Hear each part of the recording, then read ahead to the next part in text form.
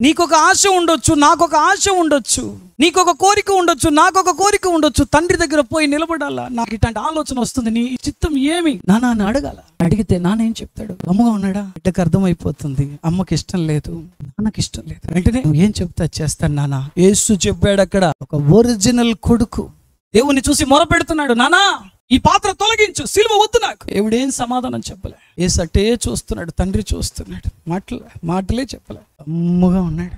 మంచి తన కుమారుడేనా? తండ్రి మనసు అర్థం చేసుకో. పోతాను నేను సిలువకు పోతాను. మంచి కుమారుడు యేసు ప్రభు. ఇది బిడ్డ చేసే పని. పనోడు పనే వద్దు, నువ్వు జీతం ఇలా, ఈ గుడి వద్దు, వద్దు, ఎక్కడ వేరే దిక్కడ వెళ్ళిపోతాను, నేను వేరే దేవుని చూసుకుంటాను, వేరే పద్ధతి చూసుకుంటాను, వేరే చర్చి చూసుకుంటాను. నీకు వేరే నాన్న వస్తాడా? వేరే నాన్న వస్తాడా? రాడు. ఉండేది ఒకటే డాడీ.